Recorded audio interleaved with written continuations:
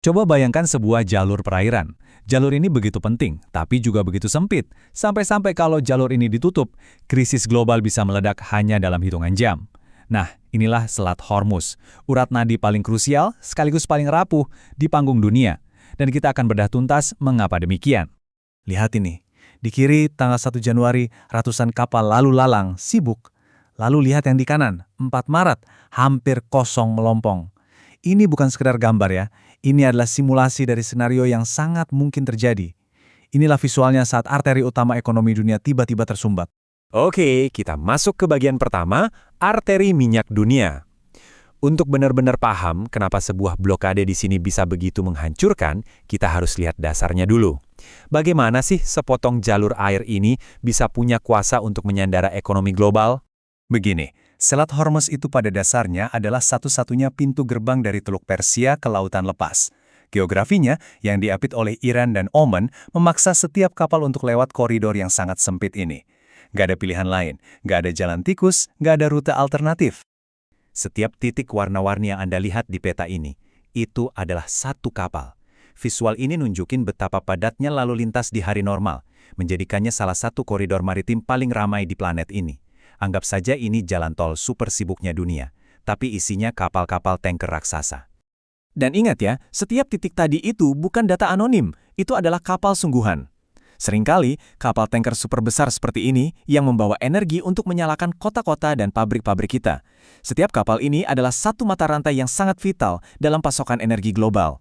Nah, ini dia poin kuncinya. Selat Hormuz adalah urat nadi utama ekonomi global. Bayangkan, sekitar 1/5 dari total pasukan minyak dunia lewat sini setiap hari.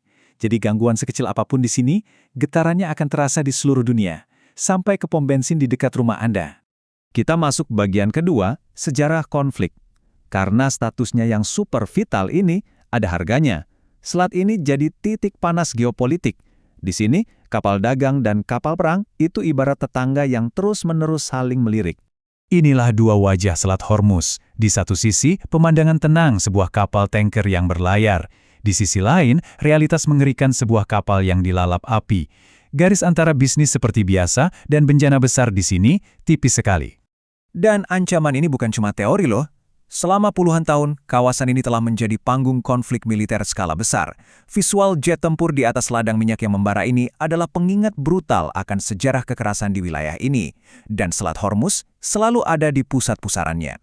Ini membawa kita ke skenario mimpi buruknya. Pertempuran laut skala penuh di perairan yang sempit ini. Karena begini, sebuah blokade tidak akan dibiarkan tanpa respons.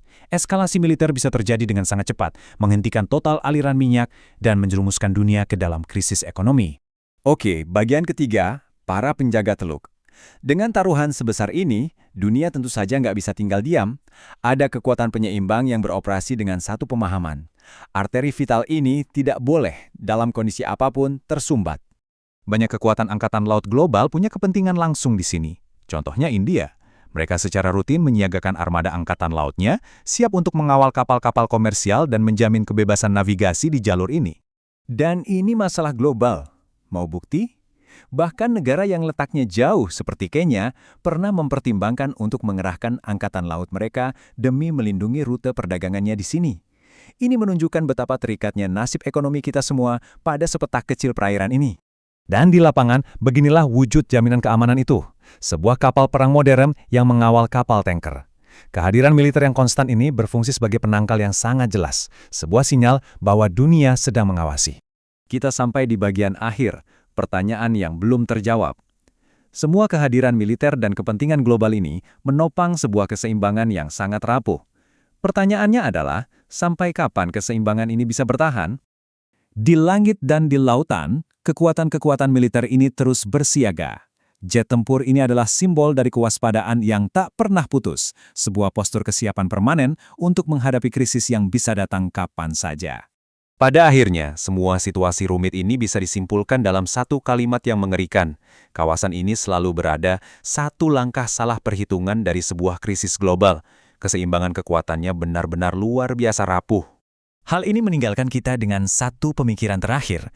Di jalur air yang begitu vital, namun juga begitu tidak stabil ini, pertanyaannya bukan lagi jika sebuah krisis akan terjadi, melainkan di mana dan kapan titik nyala berikutnya akan tersulut.